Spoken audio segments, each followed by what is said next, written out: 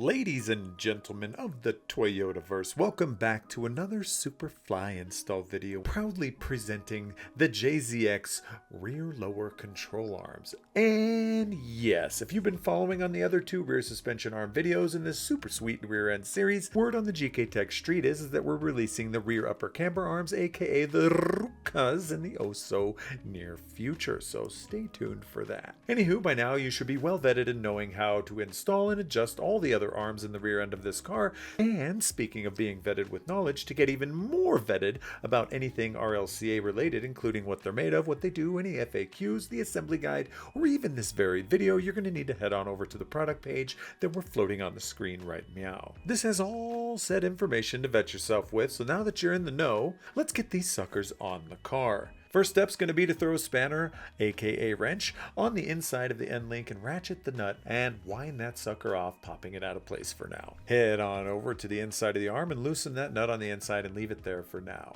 Now head over to the outside of the arm and loosen and remove the bolt side only and not from the nut. Now we mentioned to only remove from the bolt side because Toyota has ingeniously put some notches in the nut on the OEM arm as its own type of locking mechanism.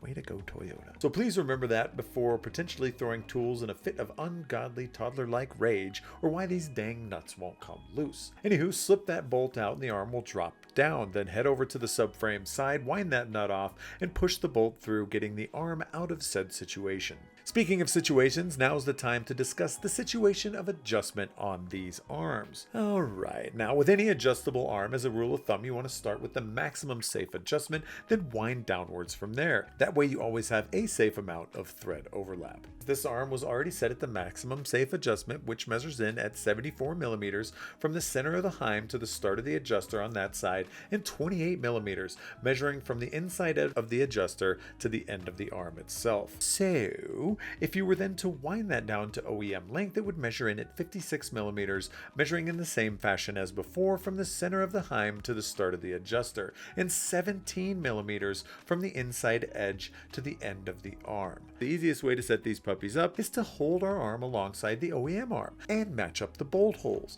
That way it'd be the same length as what it was removed from. Now go ahead and throw the arms up into the subframe along with the bolt and the eccentric washer running through the guts. Whip the arm up and into the knuckle with the bolt through one side and that sneaky but clever notched nut on the other side, leaving it all loose for now. Then head back on over to the inside of the subframe and throw the eccentric washer and nut on. Now in this case you would have noticed that the washers are eccentric and that we are fitting these up, but if you're feeling fancy and or spicy, there is an option to delete said eccentric washers and replace them with regular washers, as the eccentric units are prone to moving around under high load Toyota-like maneuvers and can change your precious alignment mid-corner. But it all depends on how hard you push the old girl and if you deem them worthy as a little gift to yourself or not. Once they're lined up, hold on one side and tighten and torque down to the specs shown on the screen. Then head to the knuckle side and you're going to want to tighten and torque this sucker down to the specs shown on the screen as well, but from the bolt head side only, whilst just holding down the nut in one spot, as the nut has the sneaky locking notches and won't exactly torque down properly if you were to tighten it from that side. Head to the end link and slide that through the arm, then throw the nut on, secure it from the inside hex, and tighten that nut down to the torque specs shown on the screen. Now that the arm is secure on both sides, you're going to want to make sure the bearing is running centrally and not cocked to the left or right, just central, like all the chakras that are hopefully in my and or your bodies.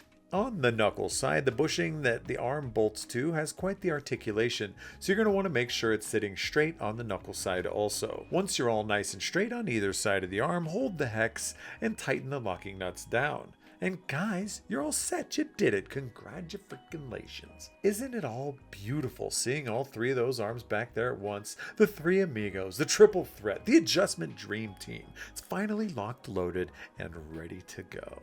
Speaking of time, these are the dudes that are living like they're almost out of it and throw these videos together to educate and entertain whilst installing these freaking awesome Gktech parts. If you do get stuck and need any help, please get the assistance of a trained professional. If for some reason you can't find one, please reach out to us. We can help out best we can. This has been Officer Dan, Johnny Caps, and DK with another one of the world's best how-to videos. We'll catch you on the flip side. Peace.